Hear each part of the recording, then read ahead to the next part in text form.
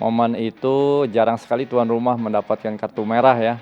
Waktu itu saya memimpin pertama memimpin pertandingan, itu tuan rumah dapat kartu merah, pembakaran mobil polisi. Waduh, Iya. ini di Jadi Jayapura nih? iya di Jayapura. Dan wasit pun waktu itu dievakuasi melalui booth ya. Di sampingnya kan ada Danau Sentani. Ketika memimpin Arema Persebaya, kita lihat histori. Terus pemain-pemain kunci. Pemain kunci dalam artian pemain yang troublemaker. Kayak tiup pertandingan habis, salah satu official tim lari ke dalam lapangan dan dipukul kepala saya. Proses penentuan wasitnya itu gimana sih? Ada sistem yang namanya reverse, nanti tarik tugas ke tim A lawan tim B. Jadi tidak ada kepentingan lagi. Kalau kita tidak jadi wasit, kita tidak akan pergi ke Wamena, pegunungan Wamena gitu. Kalau enggak ke Persiram Raja Ampat, ada Serui gitu kan. Itulah Indonesia luasnya. Udah lama banget pengen ngobrol sama satu sosok ini karena ini menarik karena belum pernah Liputan Sport menggali sepak bola dari point of view wasit. Sudah saya datangkan, ini pasti teman-teman Liputan Sport udah kenal banget, ada Mas Thorik Munir Alkatiri. Mas Thorik, terima kasih banyak sudah berkenan hadir ke Liputan Sport. Sama-sama, alhamdulillah bisa hadir di sini. Terima kasih banyak Mas. Mas Thorik, ini kita ngobrol santai aja. Sebenarnya saya pengen banget banyak nanya soal pengalaman Mas Thorik sebagai salah satu wasit FIFA ya di Indonesia. Iya. Pengen tahu dulu awalnya Mas, memang suka sepak bola atau gimana ceritanya bisa kenal sepak bola di awal?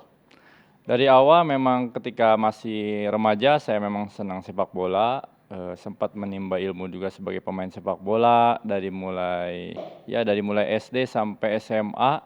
Setelah itu saya banting setir ke perwasitan, dunia perwasitan ya. Jadi memang awalnya seperti anak-anak pada umumnya ya? Betul. Bermain sepak bola. Ya, Tapi tidak terbayang jadi wasit karena ya cita-citanya memang jadi pemain sepak bola, cuman ya tidak ada hal yang menarik di perwasitan karena ada tetangga saya jadi wasit ya waktu itu, dan saya coba-coba jadi wasit setelah 2007 sampai sekarang. 2007 sampai sekarang? Iya, betul. Jadi awalnya gara-gara tetangga, sesimpel itu Mas? Betul, kayak tetangga, beliau jadi wasit, saya lihat beliau memimpin pertandingan, tertarik lah. Terus pada masa itu memang saya juga ada sedikit cedera, jadi selama tidak bermain akhirnya ya memilih di jalur wasit. Gitu. Apa yang membuat Mas Thorik tertarik ketika melihat si tetangga ini memimpin pertandingan? Ya karena dia masuk televisi ya, masuk televisi memimpin pertandingan, jadinya saya tertarik. Kenapa tidak kita coba gitu kan, sambil kita suka sepak bola dan terus berkecimpung di dunia sepak bola. Mas Thorik waktu pertama kali jadi wasit selain tetangga itu, ada nggak sih wasit panutan misalkan? Dulu mungkin kita tahu ada Bang Jimmy Napitupulu yang terkenal gitu. Di luar mungkin ada wasit lainnya. Ada nggak sih wasit panutan seorang Thorik Alkatiri? Wasit panutan untuk di lokal ya ada Pak Jimmy Napitupulu, terus ada Oki Dwi Putra, yang di luar terutama Rapsan Irmatop. Ya waktu itu memang waktu zaman saya masih awal-awal meniti karir di dunia perwasitan tuh beliau yang paling terkenal lah di dunia perwasitan, terus khususnya di Asia gitu. Jadi penasaran ketika Mas Thorik tadi mengatakan tertarik wasit karena masuk TV. Ya. Lalu apa yang membuat Mas Thorik akhirnya terus mencoba menggali dunia ini gitu? Ya alhamdulillah waktu itu di 2007 ketika saya mencoba menjadi wasit dan keterima juga di EPOK UPI Bandung. Nah, dan di sana juga banyak teman-teman yang satu profesi wasit juga. Ya akhirnya saya menekuni dengan sungguh-sungguh ya sampai sekarang gitu. Jadi bukan ya pertama lihat dari televisi, ada tetangga saya masuk televisi memimpin pertandingan dengan skill yang baik gitu kan. Setelah itu saya mencoba terjun di dunia perwasitan, ikut mulai kursus di dunia perwasitan. Oh itu ada kursusnya Mas? Ada, waktu itu C3, saya zaman SMA itu C3. Itu dasar untuk jadi wasit itu C3. Di C3 itu apa aja yang diajarkan gitu? Semua tentang peraturan permainan, dari khusus kita seminggu, saya ketemu teman baru, ada dari backgroundnya tentara, guru, jadi saya waktu itu masih pelajar, paling muda. Dan alhamdulillah berkecimpung banyak saudara, akhirnya menarik gitu, sampai sekarang lah saya banyak kawan gitu kan. Mas Thorik mungkin ini nggak banyak diceritakan ya di podcast seperti ini.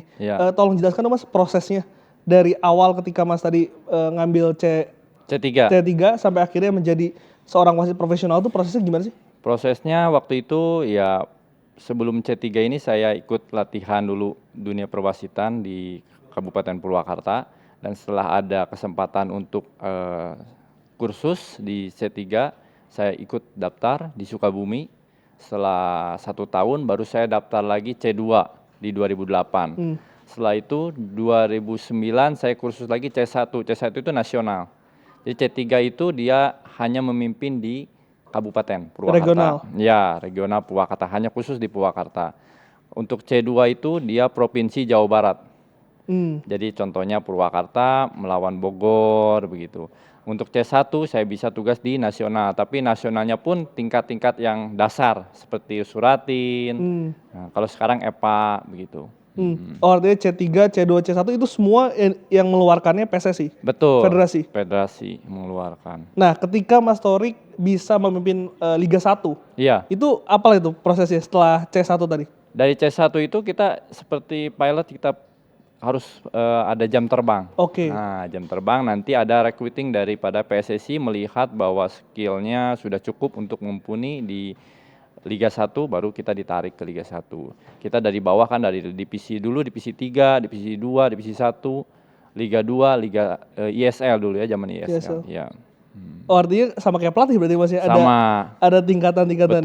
Betul. Kalau boleh tahu, berarti itu 3 tahun itu udah C1 dari C3 3 tahun udah C1, tapi proses untuk mencapai kompetisi tertinggi itu sangat lama. Itu dibutuhkan ya, kalau bergantung dari skill, ada yang 3 tahun bisa langsung C1, ada yang top liga gitu kan, ada yang 5 tahun, ada yang 6 tahun, bergantung daripada skill itu sendiri.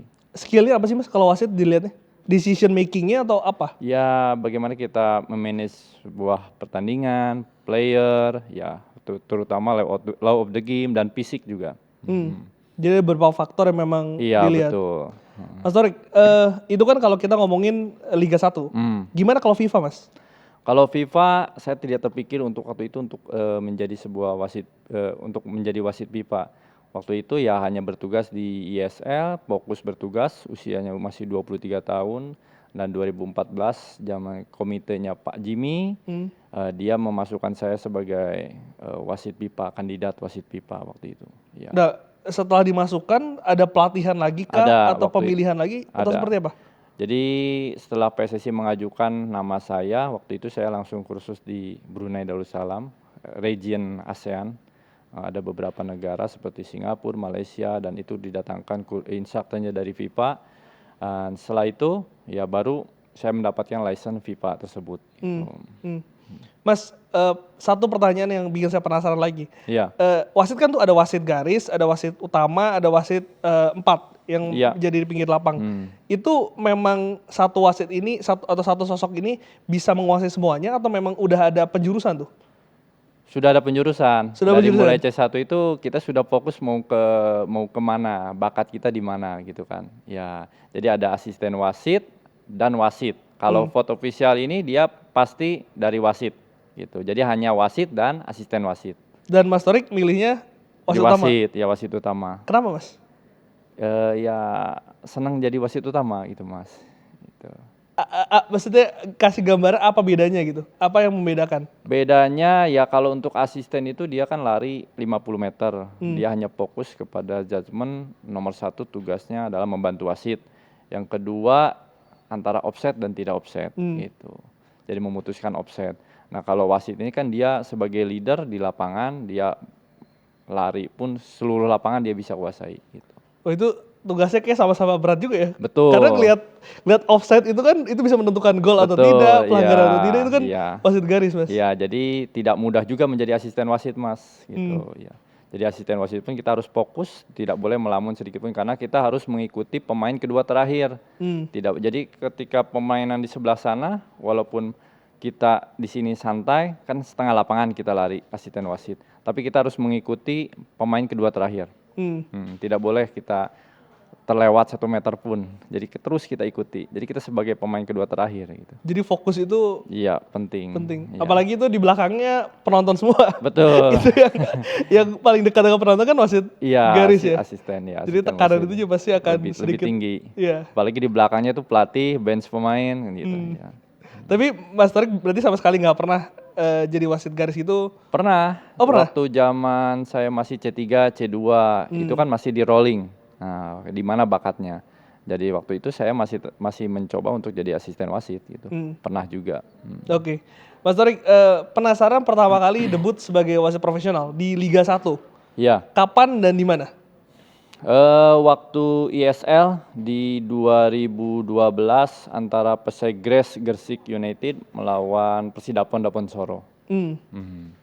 Apa yang paling Mas Torik ingat dari momen itu? Momen itu jarang sekali tuan rumah mendapatkan kartu merah ya. Waktu itu saya memimpin pertama memimpin pertandingan itu tuan rumah dapat kartu merah gitu. Ya. Oh, itu suatu hal yang nggak biasa tuh. Ya nggak biasa karena pada zaman waktu itu jarang sekali tuan rumah dapat kartu merah. Gitu. Kenapa Mas? Ada ketakutan kah atau? Ya mungkin karena waktu itu kan berbeda ya, tuan rumah sama tim tamu itu berbeda. Gitu. Berbedanya dalam artian ya tekanannya lebih tinggi gitu. Jadi ketika memberikan suatu kartu merah untuk tim tuan rumah tuh ada pressure yang sangat besar dari penonton, dari pemain gitu kan. Itu yang Mas Torik paling ingat? Iya betul. Jadi debut langsung ngasih kartu merah? Iya. Pemainnya siapa Mas waktu itu, ingat nggak? Lupa saya. Mungkin pemainnya ingat. Waktu itu second yellow card. Ya. Kalau kendala sendiri, mungkin sebelum itu kan Mas Torik sudah memimpin banyak laga gitu, tapi di level yang lebih bawah. Nah kalau di Liga 1 ada kendala nggak sih di momen itu? Tidak ada kendala, malah saya lebih enjoy karena Liga 1 itu kan pattern game permainan itu lebih terlihat ya, lebih bisa membaca permainan dibandingkan dengan yang level di bawahnya gitu kan. Masih yang amatir, kalau enggak yang Liga 2 masih nendang bola ya, skillnya masih enggak sebaik di level Liga ISL waktu itu gitu. Jadi lebih enjoy, malah lebih enak, dan atmosfer daripada penonton pun membuat lebih semangat wasit itu sendiri. Oh ya? Iya. Dulu kan zaman waktu itu selalu full stadion. Betul. Jadi atmosfer itu lebih dapat gitu. Lebih senang gitu. Jadi mimpin 90 menit itu tidak terasa, Mas, gitu. Oh, enggak kerasa? Nggak terasa karena dengan euforia dari penonton kan, teriakannya itu malah lebih membuat wasit itu lebih semangat, lebih enjoy gitu, lebih waspada. Ada adrenalin di situ. Betul, adrenalinnya di situ. Mas Torik kan tadi bercerita ya, pernah bermain sepak bola, artinya kan sebetulnya memiliki klub kesukaan gak sih? Nah itu gimana Mas, membedakan perasaan hati dengan ketika misalkan memimpin timnya, tim yang Mas Torik suka atau wasit suka? Kalau jujur nih, kalau untuk di Liga Indonesia tidak ada, karena saya hanya level waktu itu Purwakarta kan. Kalau di luar negeri mungkin ada, waktu itu zamannya AS Roma. Oh Mas Torik suka Roma? Iya, AS Roma, Gabriel Batistuta kan waktu itu, ya.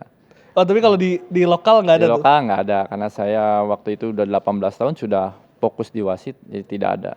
Malah jarang nonton liga lokal waktu itu. Oh ya? Iya, saya banyak kan malah nonton sampai begadang itu liga-liga Italia. Waktu itu kan zaman Liga Italia ya. Karena apa Mas? Menjaga kenetralitas itu atau memang nggak suka? Tidak, memang nggak suka aja. Lebih tertarik Liga Eropa gitu kan. Mungkin kalau timnas saya nonton, tapi kalau untuk liganya Liga Italia itu saya nonton.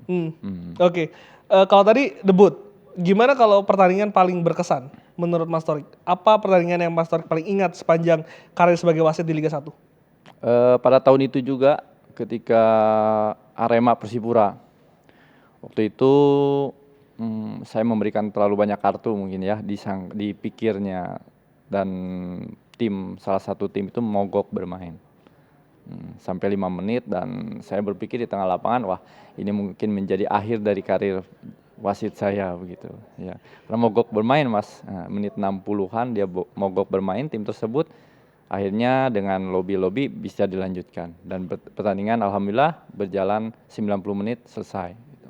Oh jadi karena memberikan kartu merah? Bukan, terlalu banyak mengeluarkan kartu kuning. Oh, kartu Jadi kuning. ya, jadi mungkin ada itu kan waktu itu kompetitif antara peringkat 1 dan peringkat 2. Berpikirnya mungkin karena saya memberikan banyak kartu, pemain salah satu tim itu tidak bisa bermain untuk misi next match. Ya, jadi pemain itu tidak bisa bermain lagi di bermain di selanjutnya, pertandingan selanjutnya. Jadi berpikirnya untuk menjegal tim tersebut berada di puncak klasemen begitu. Tapi itu gimana Mas Torik responnya? Responnya ya saya tetap tenang di dalam lapangan, semua pemain keluar waktu itu. Tapi ada salah satu dari komite member perwasitan, Pak Purwanto turun ke lapangan dan meyakinkan tim tersebut untuk tetap melanjutkan permainan. Begitu. Ketika keputusan seorang wasit ini dipertanyakan, apakah itu menjadi kendala terbesar seorang wasit di Indonesia, Mas? Atau ada kendala lain? Tidak, sebuah keputusan dipertanyakan itu wajar ya. Ya, bagaimana kita menjelaskan dengan secara aturan permainan. Kalau kita salah kita terima, ya kita tidak bisa mengharapkan yang 100% sempurna karena tidak mungkin kita tanpa kesalahan. Wasit pun pasti, saya akuin pasti ada kesalahan, Mas. Begitu. Ada pertandingan yang paling sulit nggak sih dipimpin selama berkarir? Atau pertandingan yang seperti apa yang Mas Torik mungkin tantangan ini lebih tinggi nih? Banyak, salah satunya ya ketika main di Persipura lawan Arema juga. Waktu itu kan sama pemuncak klasemen dan tim apa? Dia urutan kedua, peringkat kedua. Dan sebelumnya ada pembakaran mobil polisi. Waduh. Iya. Ini di Jayapura nih? Iya, di Jayapura. Dan wasit pun waktu itu dievakuasi melalui booth ya. Di sampingnya kan ada danau Sentani. Ada danau. Jadi dievakuasi sebelum pertandingan itu. Dan pertandingan itu saya datang, ya mulai nervous lah. Dari histori game yang mogok itu, saya jumpa lagi tim yang sama, pertandingan yang sama gitu. Maksudnya tim yang sama dan mainnya tapi di Jayapura. Itu di musim yang sama berarti? Di musim kedua. Oh, di musim kedua setelahnya? Saya kedua setelah itu. Ya, dan itu masih pemuncak klasemen dan yang kedua. Ini zaman-zaman 2007 2012 2013. Oh, itu Persipura lagi? Iya, lagi bagus-bagusnya. Persipura Arema lagi bagus-bagusnya? Iya, jadi histori yang saya di Arema ini yang memimpin di mogok ini dibawa ke Jayapura, bawa di redaksi di mana di koran waktu itu, zaman koran ya masih ada banyak permasalahan tentang wasit. Gitu. Itu apa Mas yang membuat suasananya nggak kondusif lah gitu? Ya namanya urutan 1 dan kedua ini kan Mas seperti Indonesia lah, ini kan tadi hebohnya kan sekarang dia main di mana, di tuan rumahnya di Qatar dan Arab, ya pasti adalah namanya bumbu-bumbu yang sebelum-sebelumnya dibawa-bawa gitu kan. Oh, berarti murni rivalitas itu? Betul, murni rivalitas. Waktu itu selalu ramai kan kalau Arema lawan Persipura tuh big match selalu. Mas, ini tuh yang insiden Kurnia Mega bukan sih? Bukan ya? Itu bukan. beda lagi ya? Beda lagi. Oh, memang berarti rivalitas itu Betul. banyak ya? Kalau yang menang itu bisa langsung juara. Oke, jadi penentuan juga? Iya, waktu itu skor pertama yang ngegolkan Arema. Wah, sudah mulai ramai kan. Menit 90 kemasukan juga Arema jadi 1-1. Dan 90 menit alhamdulillah pertandingan aman lancar, skor 1-1. Nah, gitu. Akhirnya saya dikawal sama wali kota waktu itu. Nah, kalau pemain Mas, pemain seperti apa sih, tipikal seperti apa yang mungkin menjadi tantangan wasit gitu? Ada nggak sih? Justru pemain asing yang terlalu banyak bicara ya. Oh ya? Iya. Tapi sekarang alhamdulillah pemain asingnya tidak seperti zaman-zaman dulu. Kalau dulu dia selalu wasit memberikan keputusan, dia selalu mengumpat. Selalu berbicara menolak keputusan wasit begitu. Kalau sekarang alhamdulillah respect-nya lebih tinggi. Oh, respect-nya lebih tinggi? Lebih tinggi. Ada alasan nggak sih Mas kenapa bisa menjadi lebih baik gitu? Apakah karena kualitas ya, karena pemain? kualitas liganya juga meningkat. Kualitas liga kita meningkat ketika ada salah satu pemain yang mungkin dia mengumpat dengan kata-kata kasar, mungkin sanksinya lebih ada sekarang, lebih tinggi gitu. Mungkin larangan bermain atau misalkan hukuman denda gitu. Kalau dulu kan masih tidak begitu aware tentang hal itu gitu ya. Artinya aturan itu yang membuat pemainnya lebih berhati-hati. Betul, dan sekarang juga kan pemain-pemain sudah profesional. Jadi ya kita pun wasit pun dituntut lebih profesional lagi gitu kan. Jadi ya liganya semakin baik gitu. Sebelum saya mau bahas liga, saya mau nanya dulu soal ini Mas. Ketika kita ngomongin Liga Indonesia, selain dari Persipura Arema, mungkin ada rivalitas lain yang sudah menjadi turun-temurun lah. Persija Persib, eh, Persebaya Arema, itu dua big match yang paling besar di Liga 1. Iya, Mas Torik pernah memimpin 2 pertandingan tersebut? pernah. Saya tidak pernah memimpin Persib karena memang Persib itu kan domisili saya di Jawa Barat. Oh itu nggak boleh Mas? Tidak boleh. Jadi setiap wasit yang berdomisili, contohnya saya di Jawa Barat, tidak boleh memimpin tim yang home base-nya ada di Jawa Barat. Oke. Gitu. Saya pernah memimpin pada saat itu Arema Persebaya. Persebaya Arema. Memori apa yang paling Mas ingat dari pertandingan itu? Sebetulnya tensi di dalam lapangan itu sesama pemain itu tidak sebesar yang ada di luar gitu. Jadi pemain malah respect, tidak ada masalah. Mereka malah menikmati permainan itu gitu kan. Tapi Mas Torik ada antisipasi nggak sih kalau misalkan menjelang pertandingan besar gitu? Pasti kita melihat kan sistem gameplay daripada tim-tim yang akan bertanding. Contohnya ketika memimpin Arema Persebaya, kita lihat histori. Terus pemain-pemain kunci dalam artian pemain yang troublemaker. Contoh yang sering simulation di area penalti, atau pemain yang sering menolak keputusan wasit, atau pemain yang bisa jenderal lapangan. Kita harus tahu juga gitu kan. Terus gameplaynya seperti apa, kita harus belajar juga begitu. Oh jadi Mas Tor ini menganalisa bahkan pemain itu? Betul. Jadi wasit ini harus modern referee sekarang harus bisa membuat analisa seperti itu. Jadi ketika kita turun di lapangan, kita tahu apa set yang akan terjadi nanti di lapangan. Jadi tidak kaget. Contoh pemain ini si A seperti ini, kita bisa tangani dengan sebelum kita masuk lapangan kita sudah tahu. Itu Mas Torik lakukan di setiap pertandingan atau memang pertandingan besar aja? Kita lakukan setiap pertandingan, apalagi tim-tim yang baru kita pimpin. Kalau tim-tim yang sering kita pimpin, kita kan tahu tim-tim pemain-pemain kunci. Tapi kalau misalkan musim baru ini, kita harus pahami dulu. Ya seperti technical approach-nya gitu. Oh artinya nggak cuman kartu merah kartu kuning aja? Enggak, jadi kita banyak banget aspek yang harus kita pahami di lapangan. Kalau pertandingan besar kayak misalkan Persija, Arema, Persebaya, itu ada syarat khusus nggak sih Mas? Wasit yang memimpin laga tersebut ada minimal jam terbang kah atau misalkan syarat-syarat lain? Ya pasti ada syaratnya, mungkin yang dipercaya memimpin partai-partai big match itu wasit-wasit yang berkualitas. Contohnya berkualitas itu ketika dia sudah mempunyai jam terbang yang tinggi gitu kan, dan sudah sering memimpin partai big match. Jadi memang ada wasit khusus lah ya? Ada.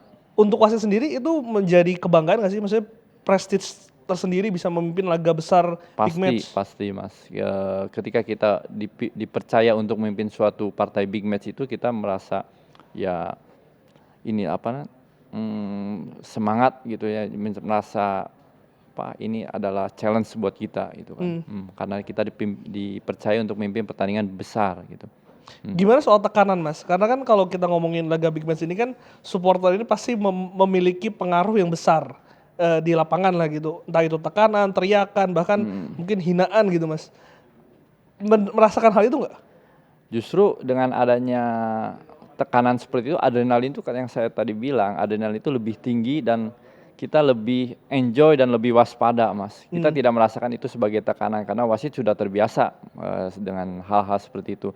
Justru itu akan menjadikan kita lebih waspada dan lebih bergairah gitu kalau di lapangan. Mas Torik, sorry saya mau nanya ini tapi saya penasaran. Iya. Pernah nggak sih sampai bisa diserang gitu sama supporter? Dilempar kah atau mungkin Kalau dilempar sering, tapi sekarang sudah bukan zamannya lagi ya. Kalau dulu masih banyak, tapi tidak kena alhamdulillah.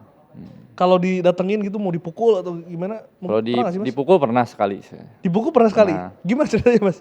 Jadi selesai pertandingan, saya tiup pertandingan habis, salah satu official tim lari ke dalam lapangan dan saya tidak tahu karena saya dikawal oleh PM, waktu itu polisi militer, dan dipukul kepala saya gitu. Dan yang malah mengejar yang mukul saya itu adalah pemain daripada salah satu tim. Jadi official itu dikejar oleh salah satu lawannya, oleh pemain lawannya gitu. Paham nggak? Jadi Iya. tuan rumah mukul saya officialnya, dan dari tim tamu ini Bela. pemainnya dia bela ngejar orang itu. Itu Ngejar satu-satu official. kejadian tuh Mas. Iya, saya dipukul waktu itu aja satu. Melihat perilaku seperti itu Mas ya. Ini kan maksudnya kalau Liga 1 mungkin kita udah jarang melihat hal itu. Tapi kan di Liga 3, Liga 4 Dan mungkin itu ISL kok Mas, zaman ISL. itu zaman ESL. Iya, zaman ISL. Kalau dulu kan lebih seru Mas. Coba lihat track record 2012, 2011, 2012. Kalau sekarang alhamdulillah Liga 1 tidak ada. Nah, sekarang karena sanksinya tinggi juga Mas. Ya mungkin karena sanksi itu ya. Ya, sanksinya berat ya. Oke. Mas, kalau untuk supporter Mas, saya masih penasaran. Supporter mana sih yang paling banyak memberikan tekanan untuk Mas Torik sendiri? Mungkin kalau misalkan bertanding di kandang siapa gitu, itu adrenalinnya wah tinggi banget. Ya, supporter yang basis supporternya banyak Mas. Ada yang spesifik nggak? Nggak ada, hampir semua sama ya. Contohnya seperti ya supporter-supporter yang besar lah seperti tim Persija, Persebaya, itu kan basis supporternya tinggi banyak gitu kan. Nah, ya sebetulnya bukan tekanan tapi adrenalin kita di lapangan juga lebih tertantang gitu. Oke. Selain Liga 1, Mas Torik juga menjadi satu dari 2 wasit ya yang Iya. bisa memimpin laga internasional Mas. Kita punya 4 wasit FIFA, cuman 2 yang elit. Nah, 2 ini on proses karena dia sekarang lagi di akademi AFC. Jadi 2 saya sama Yudi Nur Cahya yang sudah elit. Itu apa yang membedakan tadi elit sama enggaknya itu, FIFA elit sama enggaknya itu bisa bisa memimpin pertandingan tertentu kah atau seperti apa? Kalau sudah masuk kategori elit itu dia bisa memimpin pertandingan yang kompetisi daripada AFC. Nah, dari AFC semua contohnya Liga Champion, itu ACL Elite, ACL 2, Challenge, semua yang di bawah naungan AFC kita bisa bertugas.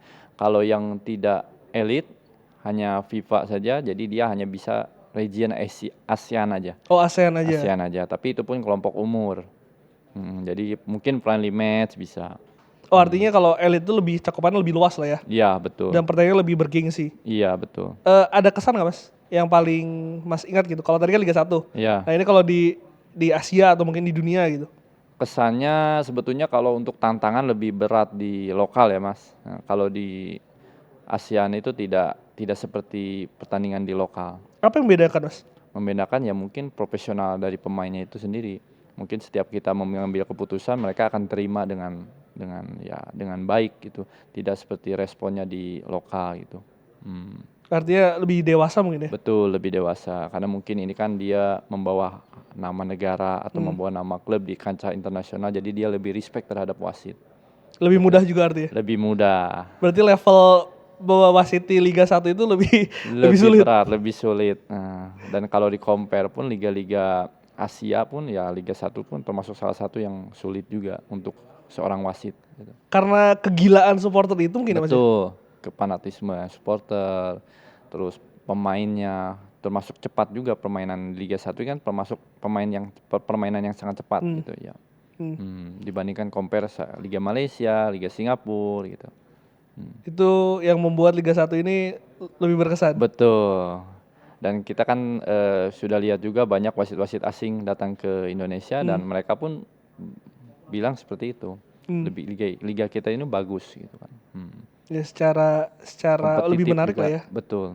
Mas Torik kalau Piala Asia U20 juga kemarin sempat memimpin ya? Iya, saya memimpin pertandingan di Asia 20. Itu gimana Mas kalau misalnya udah ngomong level Asia gitu, Piala Asia? Iya. Itu tetap yang membedakannya apakah berbeda jauh gitu dengan mungkin ACL 2 gitu? Kalau level kelompok umur ya beda jauh ya sama ACL 2 karena mereka bermain dengan ya sangat cepat kan. Karena under 20 itu dia masih remaja jadi pikirannya hanya lari. Jadi kondisi fisik mungkin lebih dipersiapkan gitu. Oh, fisik? Ya, dari segi fisik wasit itu betul-betul. Ada tantangan lain nggak kalau Tantangannya bola yang tidak terduga itu Mas. Jadi kadang-kadang ketika dia kontrol bola tahu-tahu lepas. Nah ini situasi yang kadang-kadang kita tidak prediksi. Contohnya ketika di area penalti tiba-tiba pemain kontrol bola lepas dan diambil dan saya jauh, nah itu bisa jadi masalah. Ketika wasit jauh dari area penalti, nah itu bisa jadi problem karena wasit ini nomor satu dia big priority-nya di area penalti. Karena keputusan yang 50-50-nya mungkin di situ ya. Iya betul. Kalau salah ya jadi fatal di situ. Kalau di tengah mungkin masih bisa toleransi lah gitu. Oke. Mas Torik, tadi kita sudah sedikit berbicara soal kualitas yang Mas Torik mengatakan sekarang mungkin lebih baik ya. Tapi apa sih Mas kalau boleh tahu di level mana sekarang liga kita, Liga 1 kita kalau menurut Mas Torik? Apa yang baik dan mungkin apa yang masih belum atau harus diperbaiki gitu Mas? Yang baik dari segi profesional ya, kita lihat sekarang sudah 18 tim dapat club licensing, kan? Terus dari segi perwasitan kita sudah menggunakan VAR, terus dari segi kualitas pemain asing juga dan pemain lokalnya sangat kompetitif. Itu yang membedakan dengan Mas Torik waktu awal-awal berkarir? Betul. Ada hal yang mungkin perlu ditingkatkan Mas?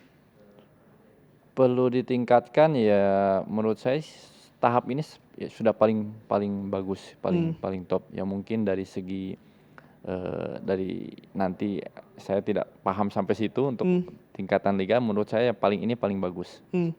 Berarti sepanjang Mas Torik berkarir ini yang paling oke gitu? Iya betul. Bagaimana dengan kualitas wasit? Menurut point of view wasit, kualitas wasit Indonesia tuh gimana sih sekarang? Sekarang untuk kualitas wasit kita punya chairman daripada Jepang dan ada daripada India. Dan ada juga dari Singapura dibantu oleh Pak Jimmy Napitupulu sama rekan-rekannya, dan menurut saya ini paling top ketika selama saya berkarir di kompetisi, selama saya berkarir di Liga Indonesia, ini paling top dari dunia perwasitan gitu. Karena ada Ogawa itu ya yang dari Jepang itu. Iya betul. Itu apa Mas yang diberikan gitu kepada wasit-wasit? Iya, dia memantau semua pertandingan yang ada di Liga 1. Semua kesalahan-kesalahan dan evaluasi dia lakukan setiap minggunya. Jadi setiap minggu kita ada Zoom meeting, terus pelatihan setiap tahun mungkin yang biasanya 2 kali, sekarang mungkin bisa sampai 10 kali. 10 kali? Iya. Itu latihan apa aja Mas? Ya latihan VR, terus latihan law of the game, seminar begitu. Oh karena mungkin aturan sepak bola kan ada yang berubah. Betul, dinamis evaluasi juga juga gitu. Jadi sekarang lebih banyak pertemuan untuk evaluasi dan seminar begitu. Dengan datangnya wasit-wasit asing di beberapa musim terakhir Mas. Iya. Dan juga mungkin saya dengar musim depan ada rencana kuota ini 30-70, 30 asing, 70 lokal. Melihat adanya wasit asing ini, untuk wasit lokal sendiri gimana sih Mas melihatnya? Kita ambil sisi positifnya, kita bisa belajar dari wasit asing, karena yang datang ke Indonesia ini bukan wasit yang kaleng-kaleng Mas. Jadi kita kandidat-kandidat dari World Cup untuk tahun depan. Jadi semua yang diundang oleh PSSI ini adalah wasit yang kandidat di World Cup tahun depan gitu. Jadi kita bisa belajar bagaimana dia memimpin suatu pertandingan begitu. Penasaran Mas, ketika misalkan ada satu pertandingan gitu ya. Iya. Proses penentuan wasitnya itu gimana sih? Berapa hari sebelum pertandingan ditentukan dan siapa yang menentukan Mas? Biasanya seminggu sebelumnya dan ditentukan oleh PSSI itu sendiri, Departemen Wasit. Dan kita sekarang ada sistem yang namanya reverse. Jadi bekerja sama, reverse ini sistem yang didatangkan dari Inggris atau dari Spanyol, itu pokoknya dari Europe yang dibawa oleh Pak Ogawa untuk ke sini, Ogawasan. Itu sistemnya apa? Apa yang menjadi Jadi kelebihan? dia untuk random penugasan wasit. Jadi tidak bisa manusia yang menentukan. Gitu. Oh kalau dulu tuh manusia? Ya, kalau sekarang dia dari sistem itu sendiri. Nanti Torik tugas ke tim A lawan tim B. Si ini nanti tugas tim C sama tim D, begitu. Kalau dulu jadi tidak ada kepentingan lagi. Ya nggak ada konflik kepentingan ya? Iya betul. Itu untuk menghindari potensi-potensi pengaturan atau apapun itu. Betul. Tadi Mas Torik sudah mengatakan sekarang pemilihannya sudah transparan menggunakan sistem gitu. Iya. Tapi kalau secara apa ya di lapangan gitu, ketika wasit datang ke sebuah kota untuk memimpin pertandingan. Itu mekanismenya gimana sih untuk menghindari godaan-godaan dari mungkin tim tuan rumah gitu misalkan? Jadi mekanisme kalau dulu nih saya cerita zaman dulu, kalau dulu itu kita dijamu oleh tuan rumah. Contohnya semua yang menjemput, yang pick up kita di airport ataupun di stasiun itu adalah tim tuan rumah. Dan kita pun dibawa makan, difasilitasi makan, hotel, semua dari tuan rumah. Nah sekarang LIB dan PSSI sudah bekerja sekitar 5 tahun 6 tahun lalu, semua di-cover oleh LIB. Jadi semua yang handle itu dari LIB. LIB dan PSSI bekerja sama. Jadi untuk dari penjemputan, makan kita sudah dikasih transport dan makan. Jadi semua tidak lagi melibatkan tim tuan rumah untuk menghindari hal-hal yang tidak diinginkan. Artinya kalau secara dari si wasit sendiri lebih lega dong ya, nggak ada beban gitu Mas ya? Betul, kadang-kadang kalau tuan rumah yang menjamu kita, contohnya dari segi makanan, kita dikasih makanan apapun yang dikasih oleh tuan rumah, itu akan timbul kan rasa ibadah, rasa apa ya, Nggak enak gitu. nggak enak gitu kan, kalau misalkan tim ini ada apa-apa, tim ini kalah gitu. Jadi sekarang untuk mengantisipasinya semua di-cover oleh LIB. Kalau boleh cerita sedikit Mas Tori, kalau dulu cara membentengi dirinya gimana? Apakah sudah statement pokoknya ini ya udah cuman di luar sepak bola gitu? Atau sulit Mas? Ya sulit ya, karena itu kewajiban dari tim tuan rumah untuk men-serve dari wasit itu, karena kita harus difasilitasi, contohnya makan, hotel, dan penjemputan itu semua dari tuan rumah gitu. Untuk meminimalisir itu dengan cara yang sekarang apakah sudah cukup atau mungkin kedepannya perlu ada hal-hal lain yang untuk bisa menghindari hal-hal yang tidak diinginkan gitu Mas? Kalau saya rasa sudah cukup, karena dari segi LO aja, dari panitia kita diatur oleh LIB. Jadi LO itu yang menunjuk itu dari LIB. Jadi liaison officer-nya itu jadi yang mengantar kita kemana-mana itu dari LIB sendiri. Jadi bukan tidak ada lagi hubungan dengan tim tuan rumah. Jadi kita tim datang ke salah satu kota itu sudah tidak ada campur tangan daripada tim tuan rumah. Diisolasi nggak Mas? Enggak diisolasi. Nggak diisolasi. Enggak diisolasi. Oke. Oke, cukup.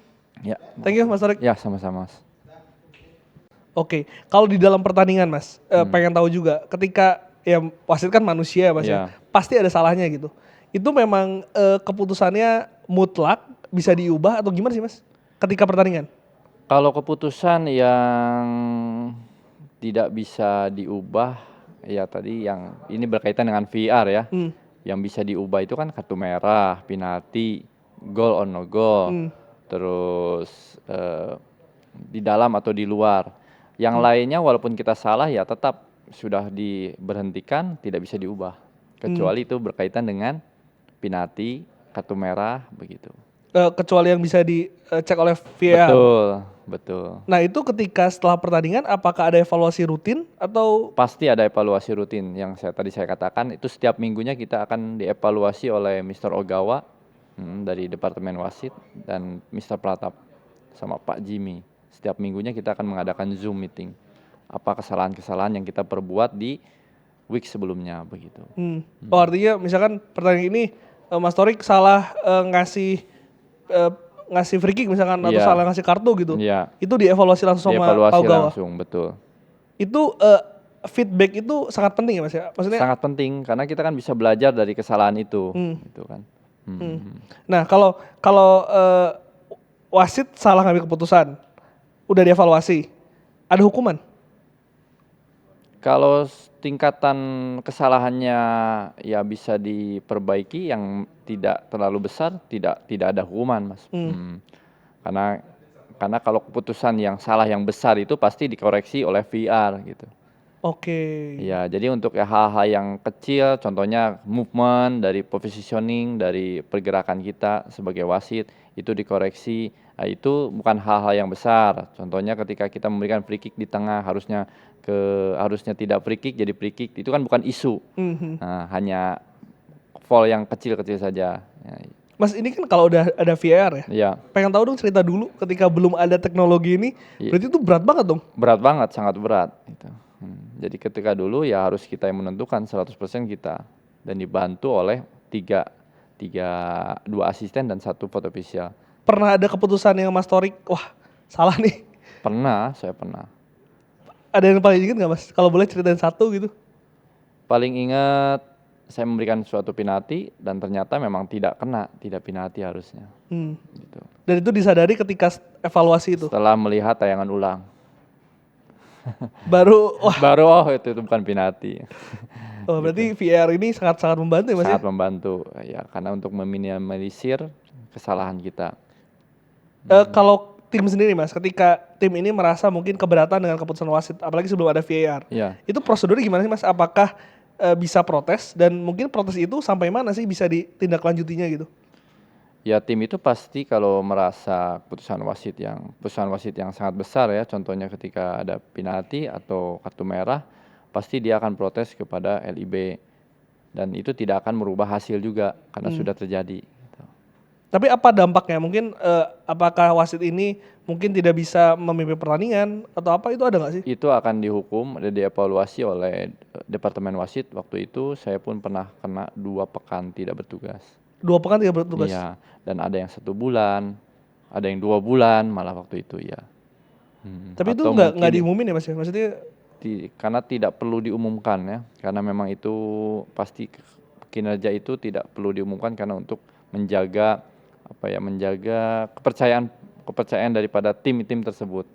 Jadi hanya evaluasi itu melalui Departemen Wasit saja. internal aja. Internal aja. Tapi bukan berarti teman-teman kan banyak yang bilang wah ini wasitnya banyak salah nih, cuman nggak dihukum. Tapi ternyata ada evaluasi, ada sanksi juga pasti ya. ada evaluasi gitu kan. Itu kan pekerjaannya daripada Departemen Wasit gitu. Cuma kan tidak selalu harus diumumkan Mas, kecuali hal-hal yang besar ya gitu ya.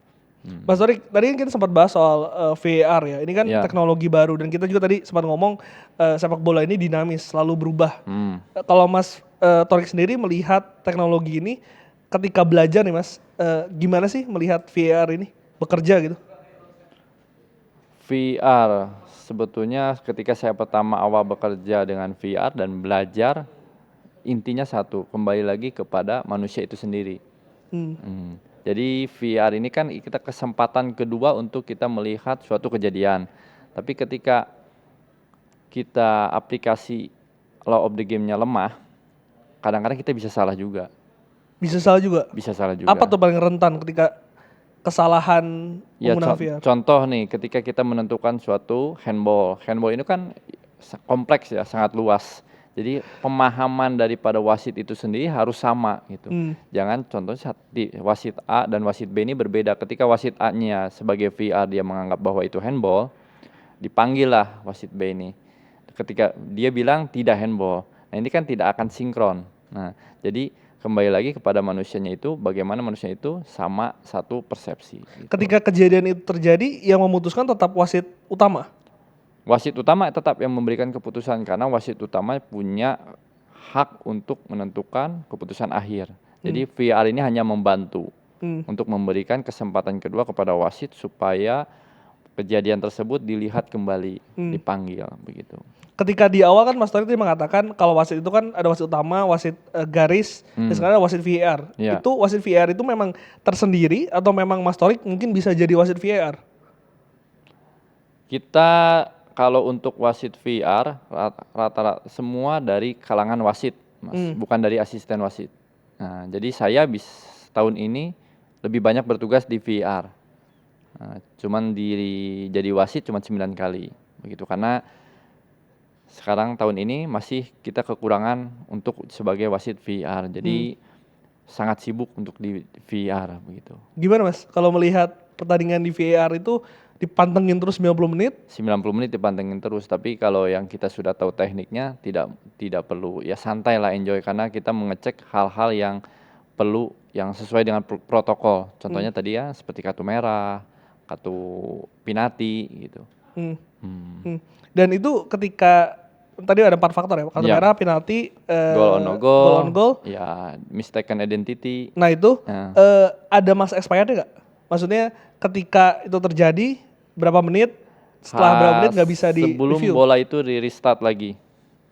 Oh sebelum bola itu di restart lagi. Jadi kalau bola keluar ditendang goal kick udah nggak bisa tuh? Masih bisa, maksudnya contohnya ketika ada possible penalti. Oke, pemain itu jatuh possible penalti, wasit tidak memberikan penalti.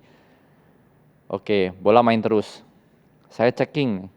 Nah, bola itu keluar kan, keluar sudah contohnya goal kick. Nah, goal kick. Nah, jangan sampai bola ini dimulai kembali sebelum saya selesai mengecek. Oh, itu kenapa suka di pause tuh? Iya, kalau bola ini goal kick sudah dimainkan, saya tidak bisa mengintervensi wasit lagi karena bola sudah dimainkan.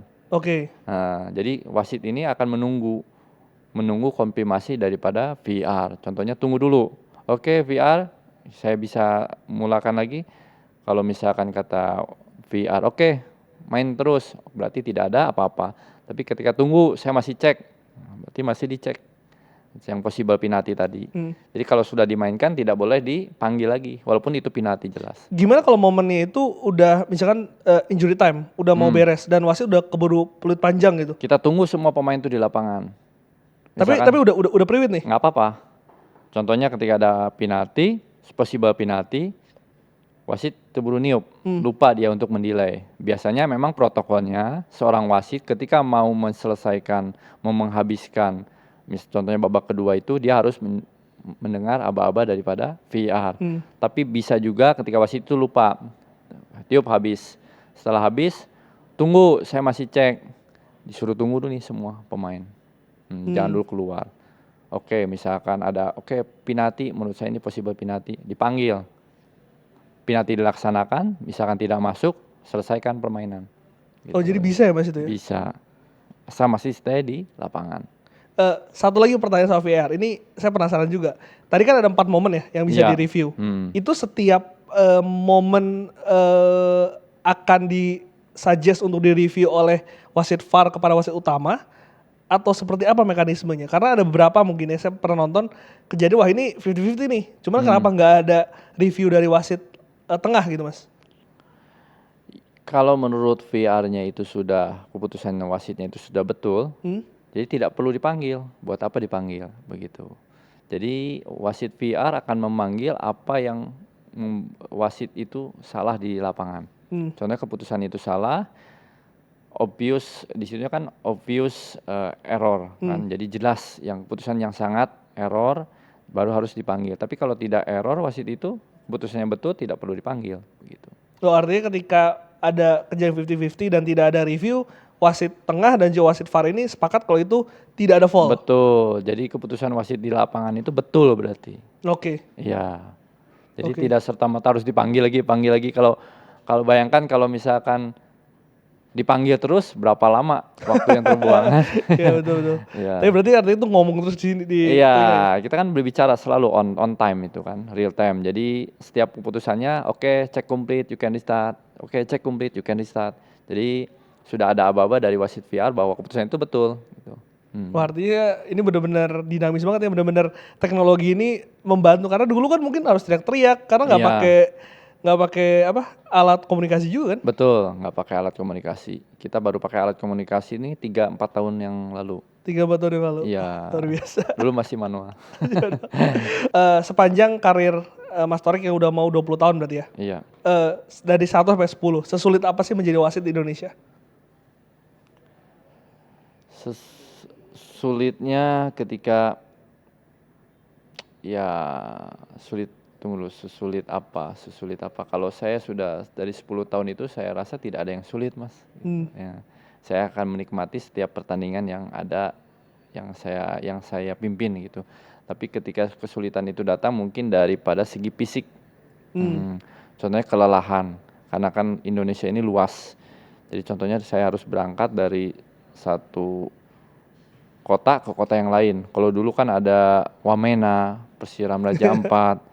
Saya Serui. sampai 2 hari perjalanan. 2 hari perjalanan? Iya, mungkin itu yang sulit. Tapi dan itu pun berkesan karena traveling kita kan. Ya, kalau kita tidak jadi wasit, kita tidak akan pergi ke Wamena, pegunungan Wamena gitu. Kalau enggak ke Persiram Raja Ampat, ada Serui gitu kan. Itulah Indonesia luasnya. Dan wasit-wasit asing pun kaget ketika kita bertugas dengan waktu 5 jam naik pesawat, dia pun tidak pernah menemukan di negaranya seperti itu. Paling dengan menggunakan kereta dan menggunakan mobil dia sudah sampai. Kalau kita kan sangat luas, itu aja kesulitannya. Ini 11-12 sama wartawan nih, bisa jalan-jalan gratis nih. Betul. Tapi sepanjang hampir 20 tahun berkarir, capaian tertinggi seorang Thoric Alcatel itu apa sih, Mas? Ya bisa memimpin pertandingan yang ada di Asia gitu Mas. Karena target saya kan bisa memimpin pertandingan yang lebih tinggi di Liga Asia. Itu aja.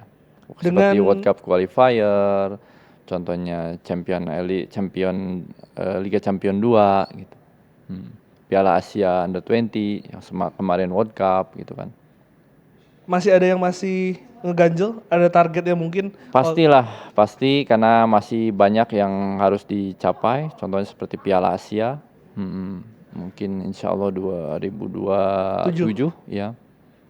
Itu target Mas Thoric selanjutnya? Target selanjutnya, mudah-mudahan tercapai gitu, karena mungkin masanya tidak akan panjang lagi, gitu, karena usia saya udah 37 sekarang. Ada prime-nya nggak sih Mas, kalau wasit itu dari usia berapa ke usia berapa gitu? Kalau dari Atau untuk memulai fisik C3 itu dia harus mulai dari SMA. Kalau untuk pensiun dia harus di 46. Untuk 46? Indonesia ya, 46. 46 tuh harus pensiun? Sementara untuk peraturan yang di Indonesia ini harus pensiun. Oke. Ya, mungkin kedepannya saya tidak tahu, selama seperti di Jepang itu ketika kamu masih bisa berlari, masih bisa tesnya lulus, masih bisa continue sampai 50-55 tahun. Jadi based on performance ya? Betul. Karena kalau nggak salah kemarin ada wasit Jepang juga yang udah tua banget kan? Ya, wasit Jepang yang mimpin pertandingan di Brazil ya. Dia masih tugas sampai sekarang. Oh, dia masih tugas sampai Masih tugas 50 lebih dia, Yuichi Yoshimura. Masih tugas itu. Karena fisiknya masih bagus. Masih bagus. Iya. Tapi dengan segala resiko ya Mas, tadi Mas Thoric juga bercerita pernah dipukul, tekanannya besar. Sudah sejahtera belum sih Mas wasit Indonesia? Kalau sejahtera itu tergantung dari individu, bagaimana dia mengelola. Kalau menurut saya, selama kita profesional, kita masih bisa sejahtera di dunia perwasitan. Oh, masih bisa sejahtera? Masih bisa sejahtera. Tapi kalau dari wasit-wasit Indonesia saat ini ya, kegundahan terbesarnya apa sih Mas? Mungkin bisa disampaikan di sini. Apa yang diharapkan gitu? Iya, kegundahannya mungkin setelah retired, setelah pensiun itu tidak ada pegangan untuk dia masa tua. Kecuali orang itu bisa mengelola. Karena rata-rata sekarang ini wasit ini banyaknya dari guru, PNS ataupun dari anggota polisi atau tentara. Ada beberapa yang contohnya yang full time referee, yaitu yang mereka harus pikirkan matang-matang gitu. Untuk artinya masa tua. Setelah karir yang menjadi penting ya. Betul. Oke, terakhir Mas, ini untuk wasit-wasit kita, wasit-wasit muda kita. Iya. Apa yang harus menjadi pegangan ketika berkarir di Indonesia, dan juga mungkin apa pesan dari seorang senior, seorang Thoric Alcatel? Yang pertama harus tetap jaga konsistensi fisik nomor satu ya, konsisten ya, karena itu basic kita. Jadi kalau kita mau terbang lebih jauh, kita harus jaga kondisi fisik kita. Yang kedua, law of the game tentunya, peraturan permainan kita harus pahami. Jadi jangan sampai, karena kepercayaan diri itu timbul ketika kita menguasai suatu peraturan permainan gitu. Jadi kalau kita tidak menguasai peraturan permainan di lapangan, kita tidak akan bisa memimpin dengan baik. Nggak firm ya keputusannya? Betul, kita pun kepercayaan diri kita akan turun. Ketika kita di salah satu keputusan kita dipertanyakan oleh pemain, kalau kita tidak menguasai peraturan permainan, otomatis kita pun akan down. Nah, yang ketiga, banyak bertanya kepada senior, bergaul gitu kan, karena itu membuka wawasan juga. Karena tidak mungkin seorang wasit yang baru itu mengalami hal-hal yang sudah dialami oleh wasit yang berpengalaman gitu. Kita tidak lebih baik dari mereka, dari aturan, tapi kita pernah mengalami hal-hal yang mereka belum capai. Jam gitu. terbang ya? Ya, jam terbang. Mas Thoric setelah pensiun rencananya jadi apa Mas? Ya mungkin saya mau jadi instruktur wasit. Jadi tetap di dunia dunia perwasitan. Memang Ya, udah jatuh cinta ya Mas ya? sudah jatuh cinta Mas. Saya Ya, doakan sudah terbaik banyak Mas teman. untuk Mas Torik dan kita harapkan ada Torik Al-Qatadi selanjutnya karena ini salah satu wasit yang paling dikenal di Indonesia. Kita harapkan untuk sepak bola kita juga menjadi lebih baik. Terima Amin, kasih Mas amin. sudah Sama-sama. ngobrol di Ribut Sport. Thank you Mas. Siap.